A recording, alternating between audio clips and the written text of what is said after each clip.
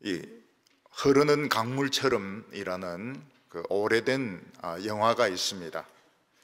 그 영화에 보면 두 형제가 나오고 아버지가 나오는데, 아버지는 아주 엄격한 장로교 목사님이었습니다. 아버지는 이 홈스쿨링을 시키는데 자녀들에게 딴 공부를 시키지 않습니다. 영어 본문을 읽고 줄이게 합니다. 또 그것을 또 반으로 줄이게 합니다. 또 그것을 또 반으로 줄이게 합니다. 그게 되면 나가서 마음대로 놀게 했습니다. 아버지의 그 공부 방식은 아주 특이했습니다. 좌우간 영어를 요약하는 반으로 줄이고 반으로 줄이고 반으로 줄이면 무조건 나가서 노는 것입니다. 그런데 이 목사님은 이 플라잉 낚시라고 이 던져서 숭어를 낚는 그 낚시에 아주 재능이 있으셨습니다. 그래서 이 두 아들에게 이 플라잉 낚시를 가르쳐 주는데 동생이 이걸 더 잘합니다. 동생의 이 낚싯줄 던지는 그 기술은 거의 예술의 경지에 속할 정도로 그렇게 잘 던지고 물고기 숭어도 잘 잡았습니다. 이 홈스쿨링의 결과로 큰 아들은 좀 성실한데 다트마우스 대학, 아주 유명하죠. 다트마우스 칼리지입니다. 지금도 칼리지라고 합니다. 유니버시티라 안 하고. 그렇지만 이 하버드하고 다 같은 레벨입니다. 다트마우스 대학을 졸업해 가지고 시카고 대학교 영문과 교수로 있다가 이제 은퇴를 하게 됩니다. 그리고 이 동생은 플라잉 낚시를 하면서 도박을 합니다. 도박을 하면서 나쁜 사람들에게 걸려가지고 총에 맞아가지고 쓰레기통에 죽은 채로 발견이 되게 됩니다. 좌우간 우리 인간들은 부모로부터 또 선생님으로부터 뭔가 배워야 이 세상에서 좀 인간답게 살 수가 있습니다. 주로 저희들이 어렸을 때는 어머니로부터 교육을 받습니다. 인사하는 법. 그래서 교회에서 목사님이 인사하지 않으면 엄마가 아이의 머리를 강권적으로 눌러가지고 인사를 시키고, 또 거짓말하지 못하게 하고, 또 예배 드리는 법, 또 다른 사람의 말을 주의 깊게 듣는 법들, 이런 것들을 이제 어머니로부터 배우게 됩니다. 그리고 이제 청소년이 되면 더 이상 어머니 잔소리를 안 들으려고 합니다. 근데 그때는 아버지에게 도움을 받는데, 뭐 인생을 살아가는 방향, 뭐 세세한 이런 것들은 배우지 않고, 인생을 어떤 길로 살아갈 것인가, 뭐 기술자가 될 것인가, 농부가 될 것인가, 군인이 될 것인가, 그리고 대인관계에 있어서 어떤 사람이 자기를 공격하면 뭐 어떻게 방어할 것인가, 뭐 이런 것들을 부모로부터 배우게 됩니다. 저희 아버님은 우리를 키우면서 한평생 욕을 안 했습니다. 아버지는 욕을 몰랐는지 모르겠지만 자관 욕을 한 번도 하신 적이 없습니다. 그리고 자녀들이나 부인을 때린 적이 없습니다. 그건 참 좋은 장점입니다. 그 대신에 목소리가 엄청 크기 때문에 과음을 그렇게 질러댔는데 안 일어나냐고, 빨리 안 일어나냐고. 그래서 과음을 질러도 안 일어나면 마루에다가 라디오를 막 크게 틀어놓아서 도저히 누워 있을 수 없도록 거의 고문에 해당되는 그런 수준으로 라디오를 틀어가지고 마침못해서 이제 투덜거리면서 우리들은 일어났습니다.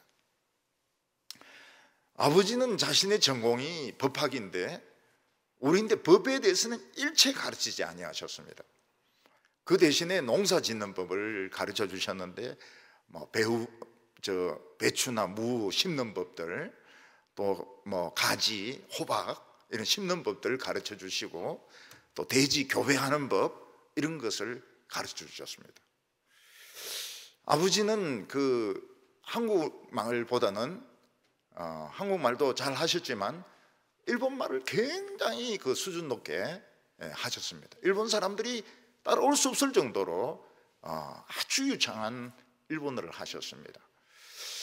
우리가 일본어 좀 가르쳐 달라 이러니까 망한 나라 언어는 배울 필요가 없다고, 일본은 망한 나라다, 망한 나라 말은 배울 필요가 없다, 영어를 해라 그러면서 자꾸 영어 공부를 하도록 그렇게 시키셨는데 그 아버지의 판단은 옳은 판단이었습니다. 일본은 망한 나라였고 일본어 배워봐야 뭐 소용이 없다고. 아버지는 나름대로 영어를 하셨습니다. 근데 발음이 너무 이상한 발음이죠. 개를 독구 이런 식으로 그렇게 발음을 하시고, 우리도 독구 이러면 영어 잘한다 이러면서 칭찬을 해주셨습니다. 독 이러면 야 발음이 그게 뭐냐, 발음하는 것도 아니고 안 하는 것도 아니고 독구 이렇게 확실하게 발음을 해야 된다고 그렇게 가르쳐 주셨습니다. 그래도 지금 농사 지어도 뭐 배추나 무, 뭐 호박, 그 다음에 뭐 이런 것들은 또 모종으로 사가지고 심는 거 이런 것들은 머릿속에 남아 있습니다. 아버지가 그때 우리에게 그걸 가르쳐 주셨기 때문에 또 돼지 교배하는 거 이런 것도 암놈 돼지를 리아카에 실어가지고 순놈 인대까지 데려가야 됩니다. 그러면 막 이 암돼지는 안 올라 리아카에 안 타려고 막 애를 쓰는 거, 형제들이 막 붙어가지고 귀를 땡기고 엉덩이를 밀고 이래가지고 억지로 순놈인데 가가지고 교배시키면 이 암놈이 겁이 나가지고 막 돌아다니고 발 묶어 놔도 돌아다니고 이런데 결국은 이제 교배시키는데 그 돈 많이 줘야 됩니다. 그 순놈 숫돼지는 그 한번 교배하는데 돈을 줘야 돼요. 그러니까 또 리아카에 또 실어가지고 집에 오곤 이렇게 했습니다. 정주영 회장은 한번 그 아들들에게 지게는 어느 힘으로 지느냐 그걸 물어봤습니다. 어깨냐, 팔이냐, 엉덩이냐. 그 자식들이 지게를 지어봤어야죠. 그 대답을 못하니까 허리 힘이라고 이야기를 했습니다. 저도 아직 지게 질 줄 모릅니다. 촌에 가서 아무도 없을 때 이 나무가 있는 지게를 지는데 이게 뭐 얼마나 흔들리고 또 막 그 어른들이 보면 막 야단칠 것 같아가지고 얼른 벗어버렸습니다. 그리고는 지게 지는 법을 모르는데 정주영 회장은 뭐 대학을 나왔습니까? 유학을 갔다 왔습니까? 그러나 이분은 천재적인 그런 머리를 가지고 있었습니다. 그래서 그 감히 배울 수 없는 지혜를 이 사람은 가지고 있었어요. 그래서 아산만에 그 땅을 간척할 때 바닷물이 너무 심하게 와가지고 돌을 부으면 떠내려가고 돌을 부으면 떠내려가고 이런데 이 사람은 유조선을 침몰을 시켜가지고 바닷물을 막아서 결국 아산만 간척 사업에 성공을 하게 됩니다. 이 로마 시대 때 나오는 겁니다. 로마 시대 때 땅에 바다에 배를 침몰시켜 가지고 이 파도를 막는 그 역사가 있습니다. 근데 그걸 보고 했는지 아니면 이분이 천재적이어서 그렇게 했는지 모르겠지만은 큰 유조선을 자간 깔아앉혀 가지고 아무도 해낼 수 없는 일을 해냈습니다. 또 한 번은 미국에서 대통령이 오는데 부산에 있는 유엔묘지를 가겠다는 것입니다. 근데 겨울인데 유엔묘지에 잔디가 하나도 없었습니다. 그래서 박정희 대통령이 정주영 회장인데 물었습니다. 잔디를 심을 수 없냐고. 그냥 이분은 심을 수 있다는 거예요. 겨울인데 잔디를 심을 수 있다는 겁니다. 그리고 그 다음날 보니까 그 미국 대통령이 온 날 보니까 잔디가 쫙 심겨져 있는 것입니다. 그 잔디가 아니고 보리였습니다. 보리. 보리를 딴 데서 때가 와가지고 심어 놓은 것입니다. 좌우간 이분에게는 다른 사람들이 쉽게 흉내낼 수 없는 이런 지식을, 지혜를 가지고 있었습니다. 아마 그 아들들이 그런 지혜를 본받았더라면 아마 이 현대그룹이 크게 더 잘 되었을 거라고 생각이 됩니다. 그 영어로 현대가 HYUNDAI 이렇게 썼거든요, 옛날에요. 그래서 어떤 회장이 이야기를 했습니다. 그 본인이 저희들인데 이야기를 하더라고요. 회장님, 미국 사람들은 이 발음이 안 됩니다. 이렇게 적어 놓으면 미국 사람들은 어떻게 읽느냐? 하연 드라이 이렇게 읽는다는 겁니다. 미국 사람들은 현 발음이 안 돼요. 현, 연 이 발음이 안 돼요. 저희 집 아이도 발음을 못해요. 미국 사람들은 시현 이 발음을 못해요. 그래서 이 하이언 드라이이기 때문에 이걸 좀 현 발음이 안 되기 때문에 좀 바꿉시다 이러니까 이분이 생각하더만 자존심은 있고 이러니까 그때 아이를 이제 이로 고쳐가지고 하이언다이, 하이언다이. 미국에서는 현대를 하이언다이 이렇게 부릅니다. 하이언다이. 현대 발음이 안 돼. 샘성, 하이언다이 이런 식으로. 근데 이제 아이들이 이제 더 크면은 부모로서의 능력은 한계가 있습니다. 특히 요즘 아버지는 돈 벌러 다닌다고 거의 자녀들하고 접촉할 시간이 없습니다. 접촉할 시간이 없어요. 그래서 이 멘토가 아주 중요합니다. 저는 이 한동대학이 지방에 있는 사립대학이지만 성공한 비결이 그 멘토 제도에 있다고 생각을 합니다. 신입생들이 들어오면은 교수마다 학생들을 할당을 해줘가지고 계속 만나게 하는 것입니다. 제가 대학교에 들어갔을 때 우리 반에 담임 그 교수가 있었습니다. 근데 한 번도 안 만납니다. 한 번도 안 만나요. 대학생들, 서울대 학생들 똑똑하다 이래가지고 한 번도 안 만나요. 그래서 할 수 없어요. 제가 찾아갔습니다. 제가 찾아가서 한번 만난 것이 유일한 만남이었습니다. 아예 막 간섭을 안 해요. 그래서 공부하는 놈은 막 죽으라고 공부하고 막 돌 던지는 놈은 죽으라고 돌 던지고 운동하는 놈은 운동만 하고 술 마신 놈은 술만 마시고 그래서 이제 졸업식 할 때 보면 거의 다 폐인들이 돼가지고 그렇게 졸업식을 합니다. 서울대 나왔다, 연고대 나왔다 이러면 대단한 것 같지만 사실 4학년 때 정도 되면 거의 폐인이라고 봐야 됩니다. 그러다가 이제 유학을 가면 이 교수들이 이 멘토 개념을 가지고 있어요.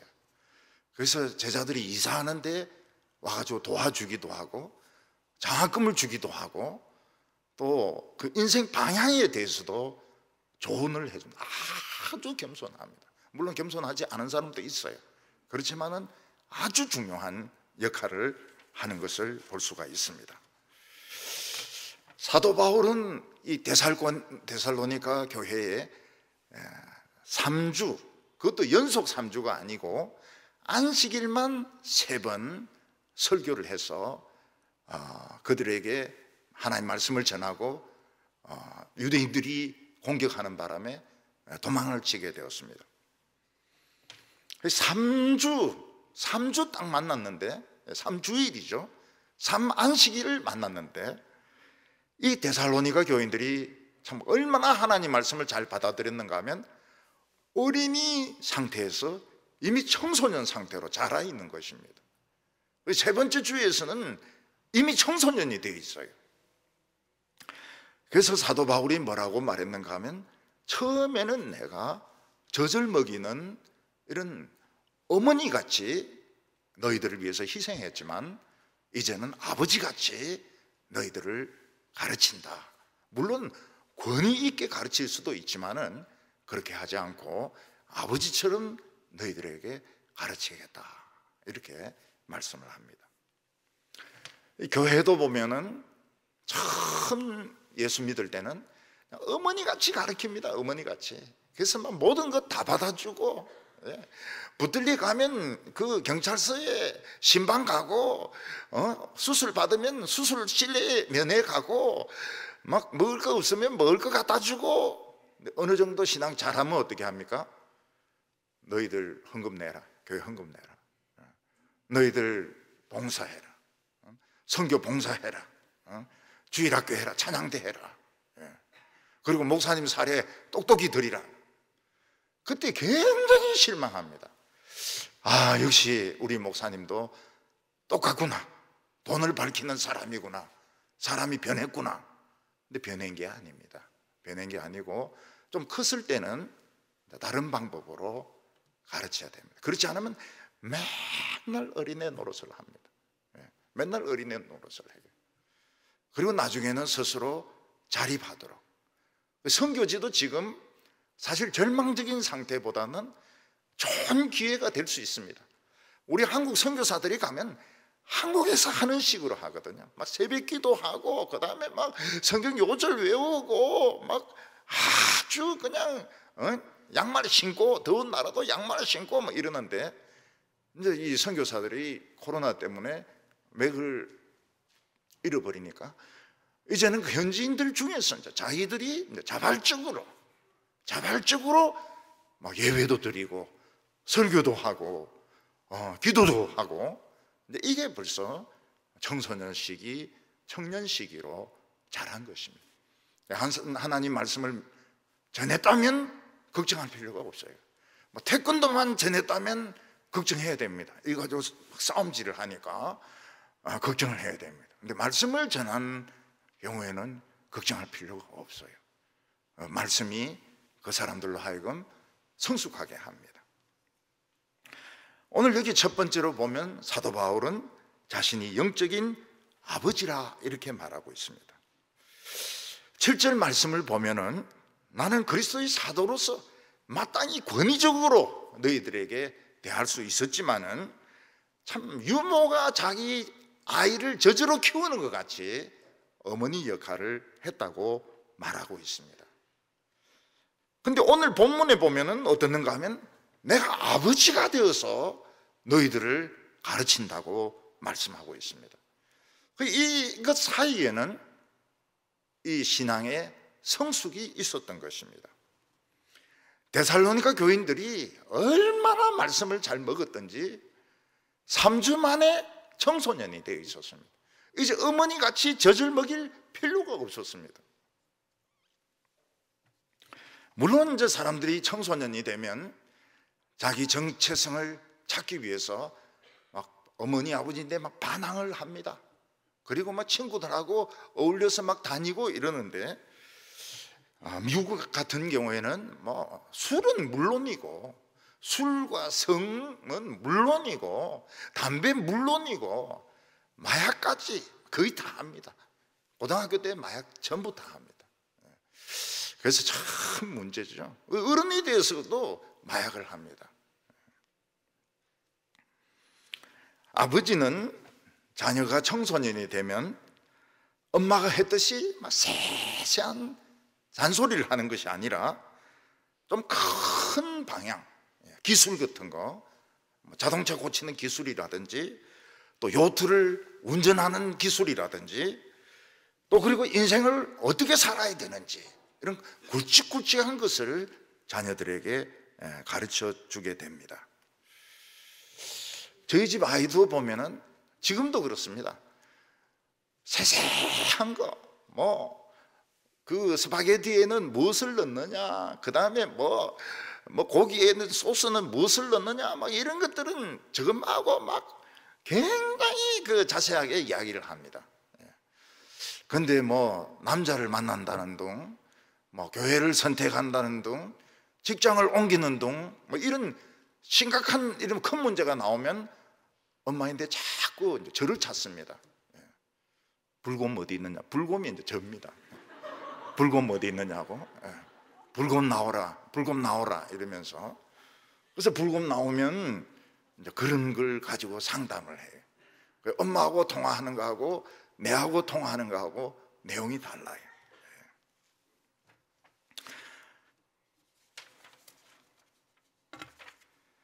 11절 말씀을 보면 7절하고는 달리 너희도 아는 바와 같이 우리가 너희 각 사람에게 아버지가 자기 자녀에게 하듯 권면하고 위로하고 경계하노니 어느 순간 아버지의 역할로 변하게 된 것입니다.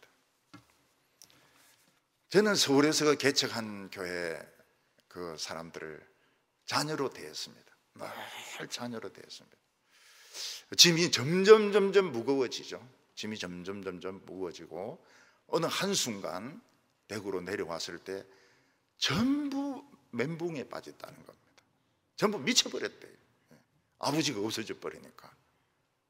그래서 자기들이 얼마나 고생을 많이 했는지 모른다고, 그 바람에 스스로 설 수 있게 되었다고 말을 하고 있습니다. 우리 교회도 이제 20몇 년간 말씀을 들었기 때문에 홀로 설 준비가 충분히 되어 있고, 또 저도 설교를 이렇게 착하게만 안 합니다. 안 하고 저도 변했습니다. 저도 시간이 얼마 남지 않았기 때문에 아주 강하게 할 말 다 하면서 설교를 하려고 결심을 했는데 잘 안 될 것 같아요. 이스라엘 백성들이 출애굽을 했을 때 왜 아론만, 아론과 그 아들들만 제사장 하느냐, 모세만 왜 지도자 하느냐, 우리 돌아가면서 다 해먹자, 다 지도자 하자, 그러면서 막 대들었습니다. 그러니까 모세가 지팡이를 다 가지고 오라 해가지고 지파들마다 12개의 지팡이를 하나님 전 앞에 둡니다. 그리고 그 다음날 오보니까 다른 지팡이는 다 똑같아요. 넣을 때하고 그대로였습니다. 그러나 오직 아론의 지팡이만 살구 싹이 나고 꽃이 피고 살구 열매가 맺혀 있었습니다. 이것을 통해서 하나님의 말씀은 다르다는 거예요.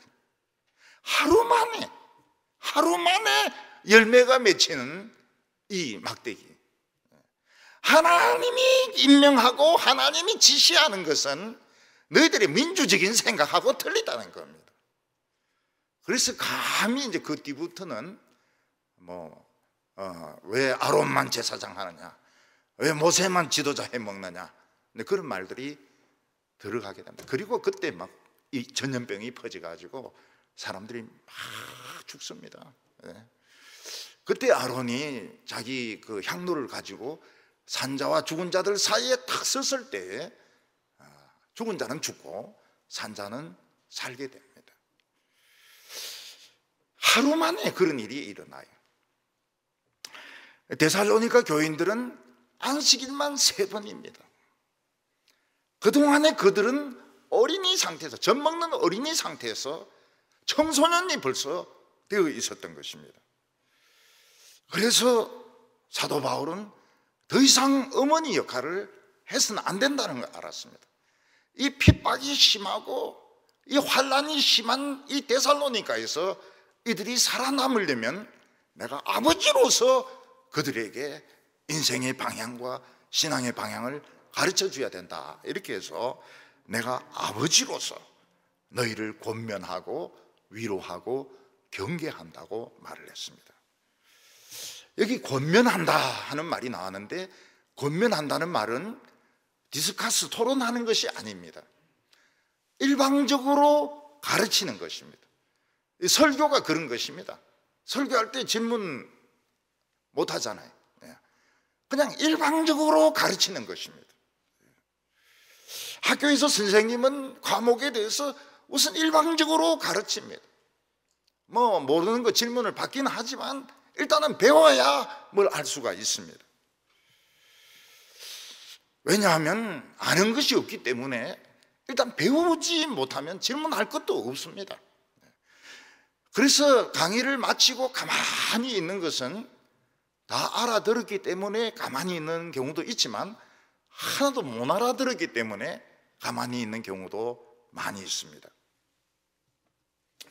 이 권면하고 이 헬라 말로는 누스입니다. 누스. 그래서 이 권면적 상담이란 말이 이제 여기서 나오게 됩니다. 누테틱 카운셀링.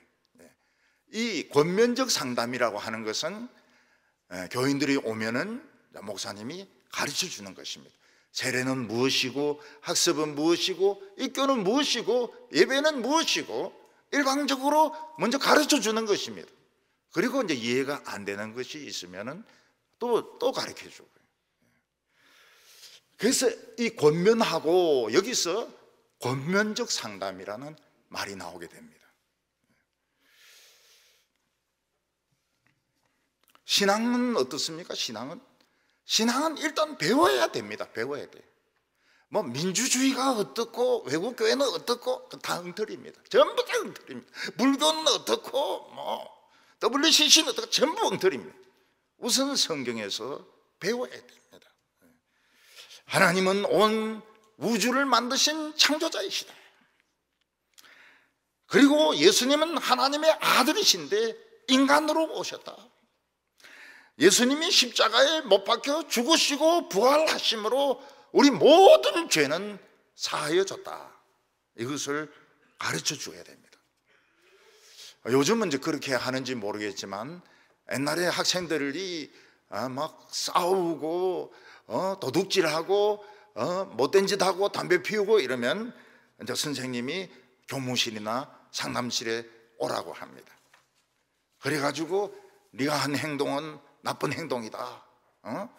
자신은 그런 짓 하지 마라. 형사처벌이 될 수 있다. 패싸움 하다가 경찰인데 붙들리면 경찰서 끌려갈 수도 있다. 근데 그런 과정에서 막 꿀밤을 줄 때도 있고 막 귀를 당기는 선생님도 있고 더 악랄한 선생님은 귀 밑에 있는 털을 당기는 선생님도 있습니다. 그러면 아이들이 막 죽으려고 그러죠. 근데 친구라는 영화를 보면 그 권면적 상담이 아니고요, 완전 폭행입니다. 너 아버지 뭐 하시노? 건달인데 이놈의 새끼! 그래 막 팹니다. 그럼 막 그놈이 장동건인데 막 교실 창문 부수고 막 가버립니다. 근데 딴 친구인데 묻습니다. 진짜 저 아버지 건달이가? 예, 건달 맞습니다. 선생님이 이제 걱정을 하죠. 아이고, 이 건달들 데리고 와가지고 깡패들 데리고 와가지고 또 때리는 거 아닌가. 그거는 이 권면적 상담이 아닙니다. 그거는 폭행이고 히스테리입니다. 선생님들 중에서 이 정신적으로 좀 이상한 사람은 애를 때리면서 쾌감을 느끼는 사람이 있습니다. 우리도 국민학교 다닐 때 보면은 선생님이 그렇게 때리면서 막 좀 정신 이상자 같아요. 그런 거는 권면적 상담이 아닙니다. 권면적 상담은 먼저 가르쳐 주는 것입니다. 뭐 군대 가면 총 쏘는 법을 가르쳐 주듯이, 또 제시훈련하는 법을 가르쳐 주듯이 먼저 가르쳐 주는 것이 누테틱 카운셀링입니다. 어려운 영어입니다, 이게.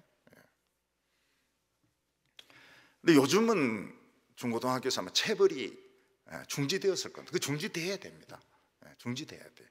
그 선생님들이 그렇게 폭행을 행사하면 안 됩니다. 미국에서는 제일 큰 벌이 무엇입니까?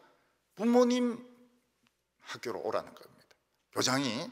교장이 하는 것이 우리나라 교장하고 많이 달라요.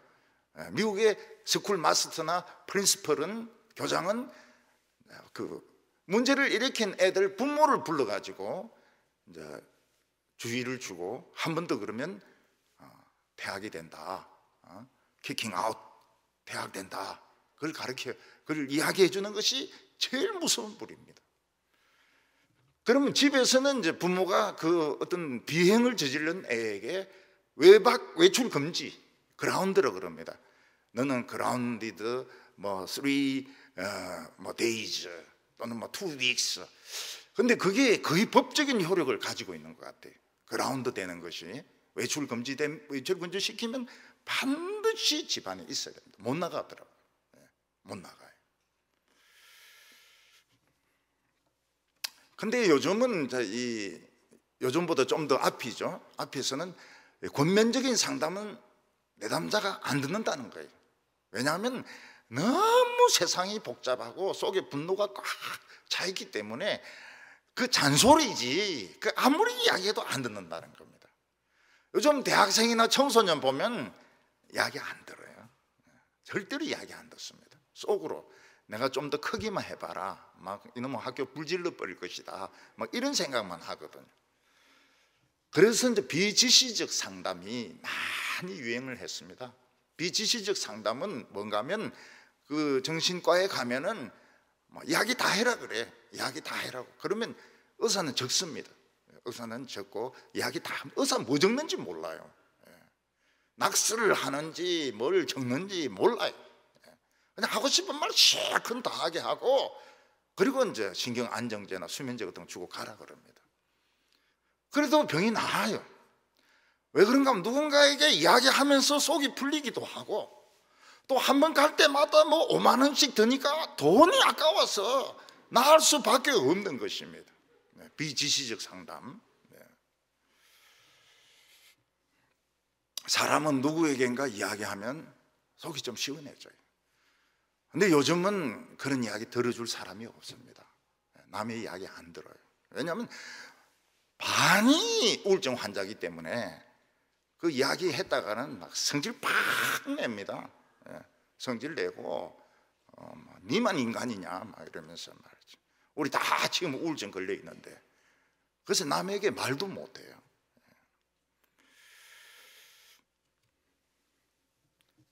신앙에서 중요한 것은 바른 신앙을 처음에 배우는 겁니다. 처음 바른 신앙을 배우면 그 사람은 이단이라든지 뭐 이상한 유행에 안 넘어갑니다. 처음 신앙을 잘못 배우면 끝내 돌아가요. 끝내 실컷 설교 말씀 듣고 안 듣죠. 예배드리도 설교 사실 안 듣죠. 그리고 거기로 돌아가요. 그래서 권면을 한다. 아버지처럼 권면을 한다. 위로를 한다는 건 뭡니까? 그 말씀 들은 대로 살아보면 안 되거든요. 세상에서 이길 수가 없어요. 분명히 가르쳐준 대로 했는데 안 되거든요. 왜 안 될까요? 기술이 없는 겁니다. 테크닉이 없는 거예요. 이론적으로만 들었지 실제로 할 수 있는 경험이 없는 겁니다. 그래서 운동이나 음악은 코치가 아주 중요합니다. 코치. 그리고 레슨 받는 거. 같은 실수를 계속 반복합니다. 그래서 잘하는 건 잘하고 못하는 건 아예 안 해요. 그러면 시험 떨어집니다. 시험도 떨어질 뿐만 아니라 그 축구는 동네 축구고 야구는 동네 야구고 음악도 그냥 딴따라밖에 안 되는 거예요. 근데 아주 이 세계적으로 유명한 이런 선생님들 딱 들으면 딱 알죠. 너 그 부분 안 되는구나. 너 악보를 볼 줄 모르는구나. 너 야구 폼이 틀렸다. 그렇게 배트를 휘두르는 것이 아니다. 그런데 대들지 않고 순순하게 잘 받아들이면 처음에는 더 떨어집니다. 성적 자기 폼이 아니기 때문에 나중에는 대선수로 또 대음악가로 성장하게 됩니다. 그게 뭔가 하면 위로해 주는 것입니다. 위로해 준다는 것이 뭔가 하면 안 되는 것을 되게 해 주는 것입니다. 그래서 교회에서는 목사님들이 안 되는데요 이런 소리 하면 안 돼요. 되게 해줘야 됩니다. 되게 해줘야 돼요. 다 되게 돼 있어요. 교회는 다 되게 돼 있어요. 막 그 억지를 부리고 때를 쓰고 말대로 안 된 소리 하고 이러니까 안 되는 것이지, 차근차근하게 이야기하면 다 되게 돼 있습니다. 요령이 없는 거예요. 요령이 없고 기술이 없는 겁니다. 이단에 빠지려고 할 때 헌천지보다는 신천지가 더 좋은 거 아닙니까? 이럴 때 근데 그건 신천지가 아니고 지옥이다, 이런 걸 가르쳐 주어야 됩니다. 요즘 막 교회에서 참 우리나라가 얼마나 좌나 우로 나뉘어 가지고 싸웁니까? 근데 정치 이야기 요만큼만 나오면 막 반발을 해요. 참 대구도 그렇더라고요. 그래서 제가 입을 다물어 버렸습니다. 교회 안에서 싸움 나겠구나 싶어가지고. 우리 안에도 좌파가 만만치가 않아요. 태극기도 많죠. 태극기도 극단적인 태극기가 있습니다. 우통 벗으면 여기 태극기 있을지도 몰라요. 돈 걷어 가지고 정강호인데 보내주는 태극기도 있어요. 근데 좌파도 만만치가 않아요. 지금 이 선거 붙었는데 이게 예측할 수가 없습니다. 좌파는 좌파대로 똘똘 뭉칩니다. 아무리 거짓말을 하고 아무리 뭐가 잘못됐고 뭐가 틀리고 이래도 무조건 뭉칩니다. 그게 좌파의 특징입니다. 거짓말을 하고 이 거짓말이 전략이거든요. 그래서 이 예배 때 예배를 뭐 어떻게 거리 간격을 어떻게 하냐 이런 거 할 때 시끄럽다 그냥 정부에서 하자는 대로 하자. 왜 그런가 하면 우리 안에 싸우는 사람들이 많이 있어요. 그래서 뭐 진정서 내고 뭐 진정하고 뭐 이런 사람들 우리 교인들입니다. 교인들 밖에 사람들이 하는 게 아니고. 그 참 원수는 코앞에 있다 그러더만은 참 놀라워요. 우리 교인들이 구청이나 시청에 예배드렸다고 소모임 했다고 베드로 모였다고. 베드로 건드리면 안 좋을 텐데 안나나 사라 이런 걸렸다가는 그냥 우리 할매들이 참 이 사나운데 딱 그걸 한다고요. 민원을 넣는 사람이 우리 교인이라. 그래도 뭐 참고 살아야죠. 근데 앞으로는 안 참으려고 그래요. 앞으로. 나도 이제 살 만큼 살았고 근데 겁나는 게 없어요. 겁나는 게. 그래서 말 다 하려고 그래요. 민원 넣는 게 이웃 사람들이 아닙니다. 교인들 중에서 자녀들이 중고등부 이런 사람들이. 왜냐하면 그것을 알려줍니다. 민원요 동부 교인이 넣어요. 이렇게 시하고 구청에서 연락을 해줘요.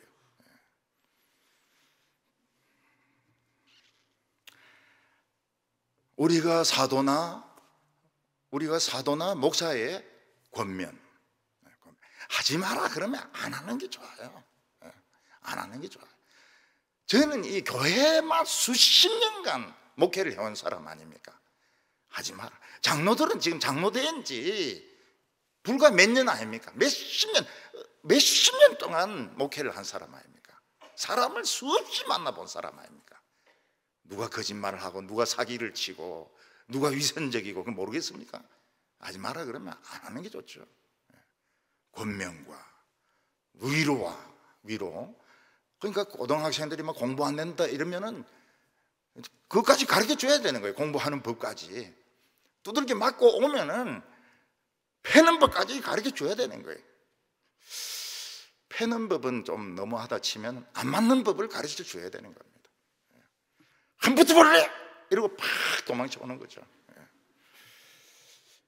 그리고 이단 이런 이 이단들이 보면 막 예쁜 여자들 앞장 세워가지고 막 너무 잘해주거든요.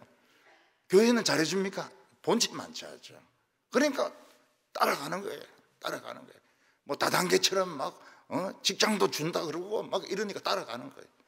근데 그런 것들은 경고를 해야 됩니다. 너희 인생을 망치는 길이라고. 애들이 집을 나가서 안 들어와요.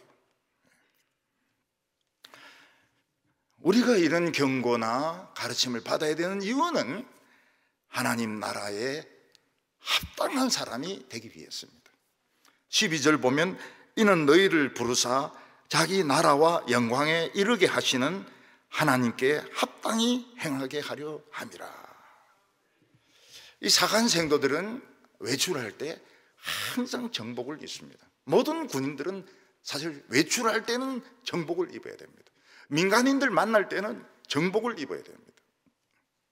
사관학교 생도들은 그럴 때도 똑바로 그래야 되고 인사를 할 때도 딱 분명하게 인사를 해야 되고 사간 생도가 모자를 삐딱하게 쓰고 술에 취해서 막 비틀거리고 깡패들하고 패싸움이나 하고 이러면 이 태교입니다. 아무리 공부 잘해도 그 태교입니다. 왜냐하면 장교로서 합당치가 않거든요. 여러분, 장교는 죄송합니다, 고치겠습니다, 이런 말이 없어요. 사병들은 죄송합니다, 고치겠습니다, 이러면 통합니다. 통해요. 한 대 패고 그냥 알았어, 알았다, 이런데 장교는 그게 안 돼요. 법적인 책임을 져야 됩니다. 그래서 잘못했습니다, 뭐 시정하겠습니다, 이런 게 없어요.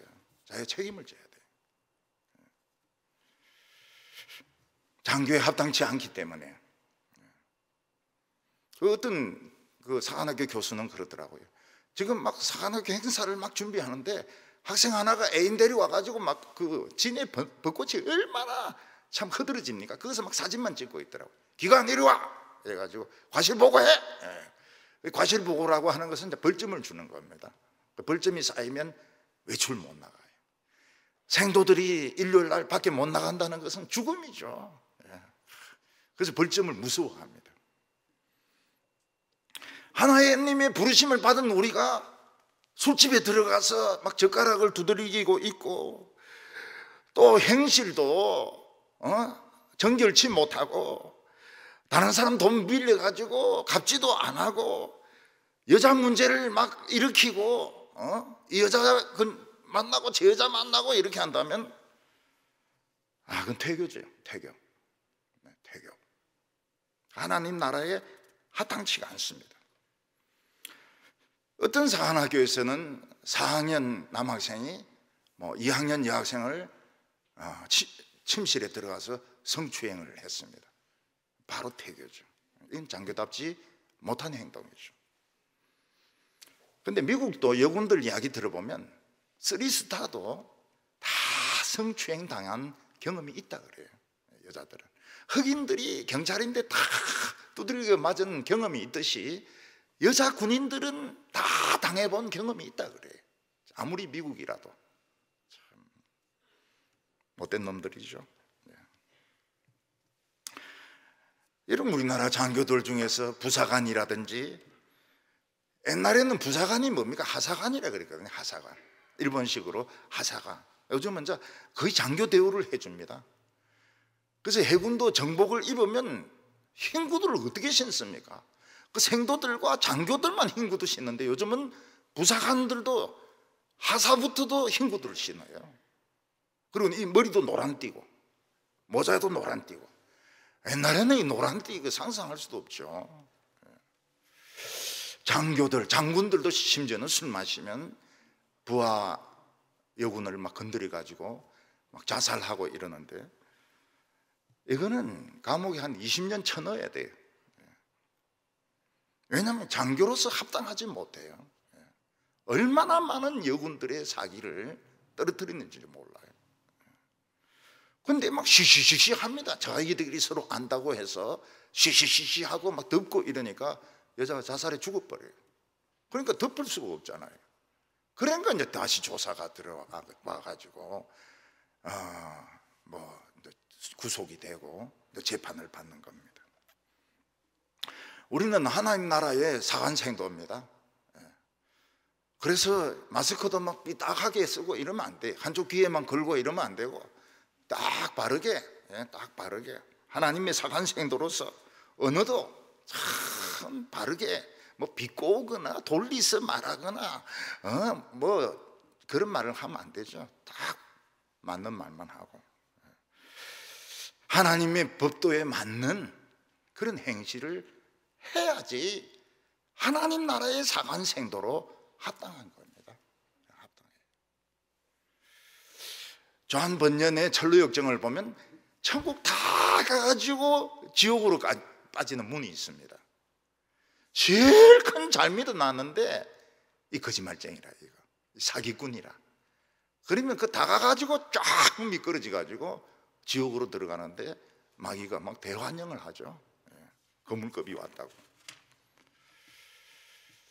신앙생활 아무리 오래 해도 행실이나 하는 짓이 합당하지 않다면 그거는 사관생도로서 맞지가 않아요. 오늘 두 번째는 이 설교 말씀을 들을 때 하나님의 말씀으로 들었다는 겁니다. 우리가 어떤 어려운 문제가 생길 때 하나님의 음성 듣기를 원합니다. 모세는 하나님의 음성 들을 때 막 불 가운데 하나님이 말씀하신데 얼마나 무섭든지 한마디 한마디 할 때마다 막 불이 팍팍 뛰는데 너무 무서워가지고 이 옷으로 얼굴을 가렸다고 말하고 있습니다. 이사야는 성전에 갔다가 하나님의 영광을 보고서는 나는 망하게 되었도다. 화로다. 나는 망하게 되었도다. 나는 입술이 부정한 자로다. 하나님 말씀을 많이 전했지만은 자기는 여전히 입술이 부정하다고 했습니다. 그랬더니 천사 하나가 와서 성전 제단에 숯불을 가져와서 입을 막 지져줍니다. 입을 지져줘가지고 네 입이 깨끗하게 되었으니까 이제 하나님의 말씀을 전해라, 이렇게 이야기합니다. 바울은 예수 믿는 사람들을 핍박하기 위해서 다메섹으로 가다가 예수님을 만나게 됩니다. 사울아 사울아 너는 어찌하여 나를 핍박하느냐. 자기는 하나님 엄청 잘 믿는 줄 알고 있는데 어찌하여 나를 핍박하느냐. 주여 당신은 누구십니까? 나는 내가 핍박하는 예수라. 눈이 멀어버렸어요.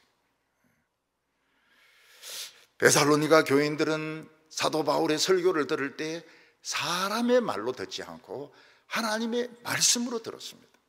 13절에 보면 이러므로 우리가 하나님께 끊임없이 감사함은 너희가 우리에게 들은 바 하나님의 말씀을 받을 때에 사람의 말로 받지 아니하고 하나님의 말씀으로 받음이니 진실로 그러하도다. 이 말씀이 또한 너희 믿는 자 가운데서 역사하느니라. 많은 교인들이 설교를 어떻게 생각합니까? 목사님이 막 이 책 저 책 참고로 해가지고 멋있는 설교문을 만들어가지고 교인들에게 감동을 주는 것이라고 생각합니다. 뭐 그런 경우가 없지 않아 있을 겁니다. 성경이 어려우니까 교인들에게 은혜는 줘야 되겠고 성경은 어려우니까 뭐 이 책 저 책 봐서 참고로 할 수도 있고 안 되면 뭐 유행가까지 불러가면서 은혜를 끼칠 수도 있습니다. 그러나 그것은 바른 하나님의 말씀이 아닙니다. 바른 하나님의 말씀은 성경을 해석해서 적용시켜 주는 것입니다. 성경이 해석되어질 때 에너지가 튀어나옵니다. 굉장한 에너지가 튀어나와요. 교인들이 제일 행복할 때가 언젠가 하면 모르는 성경이 해석되어질 때입니다. 우리가 하나님의 말씀을 듣는다면 온 마음을 다하여 신경을 다 쏟아서 옆에서 누가 막 군지렁거리든 뭐 핸드폰이 울리든 한 말씀도 놓치지 않으려고 할 것입니다. 수험생들이 소집일 날 갔습니다. 그래서 교실이 어디고 시간은 어떻게 되고 무엇을 가져와서는 안 되고 이런 거 할 때 하나도 놓치지 않으려고 막 필기를 할 겁니다. 우리가 하나님의 말씀을 들을 때는 온 마음을 다하여 온 뜻을 다하여 내 목숨을 다하여 하나님의 말씀을 들으라고 말씀했습니다. 그래서 어떤 사람은 설교 들을 때 몸이 막 앞으로 갑니다. 자꾸 앞자리로 가요. 왜냐하면 막 더 신경을 집중시키고 싶어가지고. 하나님의 말씀을 온 마음을 다해서 들으면 딴 게 들어올 수가 없어요. 딴 생각이 들어올 수가 없어요. 잡생각이 들어올 수가 없습니다. 인간적인 생각이 들어올 수가 없어요. 왜냐하면 하나님 말씀이 내 중심을 가득 채우고 있기 때문입니다. 채워야 돼요. 가득 채워야 됩니다. 설교를 짧게 하는 것이 좋다고 하는 사람들이 있는데 설교 짧게 하기로 유명한 사람이 있습니다. 이름은 되지 않겠지만은 아주 짧게 하는 분이 있어요. 그건 채워지지가 않습니다. 요즘은 어떤 목사님의 흉내를 내서 전 한국 목사들이 한 가지 주제 가지고 설교를 합니다. 그게 최고로 좋아. 설교학 교수들도 그런 소리를 해요. 좋은 설교가 아닙니다. 채워지지가 않아요. 성경은 굉장히 논리적으로 되어 있습니다. 이 논리를 살려가지고 교인들에게 해석해 주는 것이 마음을 다하여 하나님 말씀을 듣게 하는 것이죠. 뜻을 다하여, 이게 나의 의지가 되는 것입니다. 내 삶의 동기가 되는 거예요. 내가 살아야 될 이유가 무엇입니까? 이 하나님의 말씀 때문에 내가 사는 것입니다. 뜻을 다하여, 하나님의 말씀이 내 사는 동기입니다. 사는 이유입니다. 목숨을 다하여 하나님의 말씀대로 하려고 하는데 누가 방해를 하고 이러면 어떻게 됩니까? 싸워가지고 이겨야 되는 겁니다. 목숨을 다해서 싸워서 이겨야 되는 겁니다. 설교자가 하는 말이 하나님의 말씀인지 인간의 말씀인지는 알 수가 있습니다. 나중에 여러분들이 많이 경험하게 될 것입니다. 인간의 말을 많이 경험하게 될 것입니다. 하나님의 말씀을 엄청나게 그리워하게 될 것입니다. 성경은 수박 겉핥기로 한번 싹 핥아버리고, 그리고 막 지 개똥철학 가지고 막 이야기하는데 참 그 좋아서 죽는 사람들이 그렇게 많아요. 그거는 거짓말입니다. 데살로니가 교인들은 바울의 그 설교가 성경을 해석한 것이기 때문에 하나님의 말씀을 듣고 일체 토를 달지 않았습니다. 토를 달지 않았어요. 그냥 100% 받아들였습니다. 데살로니가 교인들은 자기들이 바울보다 더 똑똑하다 해서 꼭대기 서려고 하지 않았습니다. 토를 달지 않았어요. 무조건 전체적으로 꿀꺽 삼켜버렸습니다. 그러니까 말씀이 역사하기 시작했습니다. 교인들이 힘을 내기 시작했고, 부흥의 불이 붙기 시작했고, 기적이 일어나기 시작했고, 병이 낫기 시작했고, 사탄의 세력이 막 무너지기 시작했습니다. 말씀이 역사를 했던 겁니다. 오늘 마지막으로 이 데살로니가 교인들은 고난을 아주 즐겨받는 신앙이었습니다. 우리가 예수 믿기 전에는 친구나 가족들과 갈등이 전혀 없었습니다. 왜냐하면 가치관이 똑같으니까요. 회사나 학교 친구들 만나면 술 한잔 하는 거 당연한 거니까요. 술 마시고 그 다음에 당구 치러 가고 노래방에 가고. 우리나라 사람들 사회생활 하는데 술이 얼마나 중요한 역할을 하는지 몰라요. 술을 마시지 않으면 직장생활, 사회생활을 할 수가 없을 정도입니다. 학교 신입생 환영 파티에 소주가 트럭으로 막 들어와요. 트럭으로. 참 한국 대학생들은 위대합니다. 소주를 막 트럭으로 그냥 퍼마시는 거예요. 집에서는 제사 드리는 문제가 중요합니다. 왜냐하면 이것으로 하나 되기 때문에, 죽은 조상에게 절함으로써 하나 되기 때문에, 가족이 만나고 친척이 만나기 때문에. 우리는 예수 믿고 나서 술을 안 마십니다. 사회생활을 할 수가 없어요. 집에서 제사를 안 지냅니다. 반역자예요, 반역자. 자기를 키워주고 낳아준 조상에 대한 반역자인 것입니다. 그래서 뭐 삼촌인데 두들겨 맞기도 하고, 집에서 쫓겨나기도 하고, 시집간 며느리는 뭐 제사상 안 차린다고 해가지고 막 머리털 잡히기도 하고. 유대인 중에서 예수를 믿은 유대인들은 그 유대인들 법도를 따라하지 않았습니다. 유대인들로부터 심한 핍박을 받았습니다. 유대인들이 막 같은 유대인인데도 인정사정 없이 막 때리고 괴롭히고 문을 부수고. 데살로니가 교회인들도 마찬가지였습니다. 예수 믿고 난 뒤에는 데살로니가 사람들의 공격을 엄청 받는 거예요. 왜냐하면 달라졌기 때문에. 옛날에는 친구들이었습니다. 나 같은 친구들이었고 생각하는 것이 똑같았습니다. 근데 예수 믿고 나서는 모임에 오지 않습니다. 술 마시라고 해도 마시지 않습니다. 제사 지내자 해도 제사 지내지 않습니다. 그러니까 배반했다고 생각하는 거예요. 너가 교회 다니고 나서 배반했다. 남편도 그렇게 생각합니다. 부인이 교회 다니고 난 뒤부터 배반했다, 그렇게 생각하는 거예요. 거기서 눈치 없는 부인들은 막 목사님 자랑까지 하는 거예요. 목사님 잘생겼습니다, 설교 잘함. 안 그래도 지금 시기심이 생겨가지고 지금 속이 부글부글 끓는데, 그래서 아무리 은혜 받아도 목사님 자랑하면 참 설교 들으니까 당신이 제일 잘생겼다고, 당신이 최고라고. 우리 목사님은 생긴 것도 못생기고 말이지, 성경밖에 모르고 사람 축에도 못 들고, 그런 괴물이 있나? 나도 가서 한번 봐야 되겠다. 그래가 따라온다고요. 안 믿는 눈치가 지금 굉장히, 불신이 지금 만연되어 있는데, 그런 경우도 있습니다. 있습니다. 자관 목사 자랑하면 안 돼. 부인이 목사 자랑하는 것보다 남편 기분 나쁘게 하는 거 없습니다. 당신이 오야봉 안 왔다 오야봉. 그럴 때 일본말 또 하면 또 얼마나 듣기가 좋습니까? 우리는 배반한 것이 아닙니다. 우리는 친구를 사랑합니다. 가족들을 사랑합니다. 그러나 옛날로 돌아갈 수가 없습니다.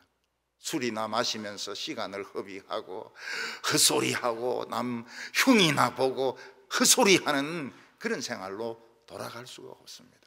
그래서 배반했다 해서 미워하는 겁니다.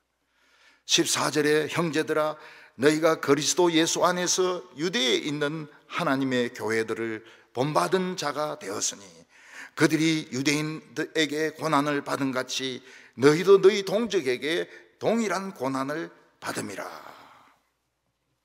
사도 바울이 유대인들에게 받은 고난은 말로 표현할 수가 없습니다. 채찍에 맞고 암살단이 조직이 되고 돌로 던져가지고 죽이고. 우리도 예수 믿고 난 뒤에 이제 어렸을 때는 어쩔 수 없이 집에서 막 두들겨 맞으면서 이제 교회를 옵니다. 근데 결혼하고 나서는 안 가게 됩니다. 형제도 못 만나게 됩니다. 안 만나요. 친구들도 안 만나게 됩니다. 몇십 년 지나고 나서 이제 만나면 어떻게 됩니까? 내가 괴물이 아니고 친구들이 괴물이 되어 있는 걸 보게 됩니다.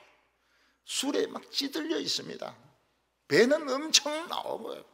배는 엄청 나오고 술에 찌들려 있고 말마다 욕입니다. 말마다 욕을 합니다.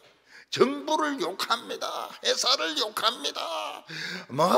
부인을 욕합니다. 말끝마다 욕입니다. 옛날에 순수성 없습니다. 옛날에 순수성을 가지고 있는 사람들은 교인들밖에 없어요. 옛날 친구들 순수하지 않아요.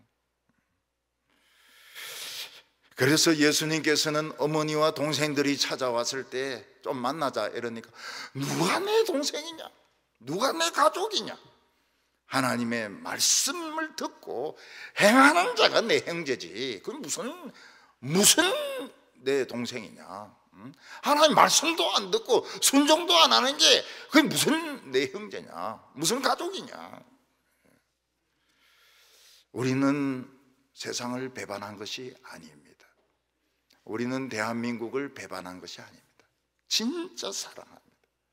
그 회사도 끝까지 사랑하는 사람은 기독교인입니다. 나라도 끝까지 사랑하는 사람은 기독교 장교들입니다. 단지 우리에게는 그들이 모르는 세계가 우리에게 열려져 있기 때문에 그들과 같이 술 마시고 헛소리 할 수가 없는 것입니다.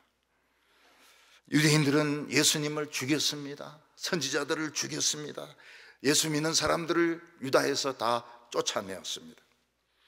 하나님을 기쁘게 하기보다는 자기와 조금이라도 다르면은 이 완전히 적폐다 이래가지고 온갖 말로 욕을 다 퍼부었습니다.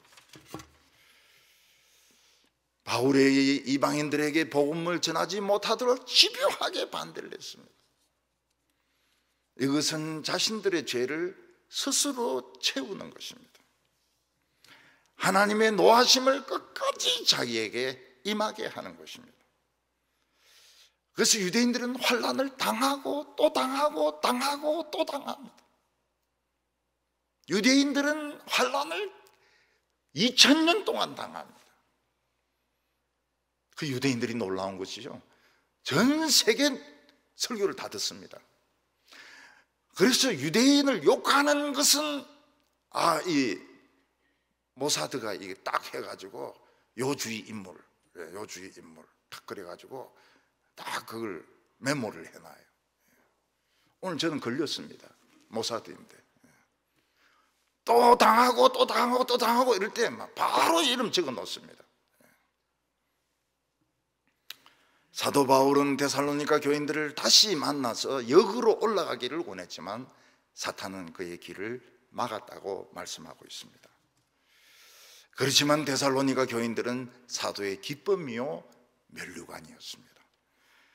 오늘도 저희들이 사람의 말과 하나님의 음성을 구별할 수 있어야 됩니다. 하나님 나라의 사관생도로서 고난받는 것을 두려워하지 말고 하나님 앞에 기쁨과 면류관이 되는 성도들 다 되시기를 바랍니다. 기도드리겠습니다. 거룩하신 하나님 아버지, 우리를 위대한 부르심으로 불러주셔서 감사합니다. 저희들의 자아상이 변해야 되겠습니다. 우리는 더 이상 이 세상에서 쓸모없는 인간이 아닙니다. 우리는 더 이상 이 세상을 배신한 배신자가 아닙니다. 우리는 하나님의 생도요 영광스러운 하나님의 나라의 장교들입니다. 하나님, 저희들에게 멋있는 삶을 허락하여 주시옵소서. 흠도 티도 없는 멋진 언어를 사용하고 멋진 행실을 하는 성도들이 되게 하여 주시옵소서. 예수님의 이름으로 기도하옵나이다. 아멘.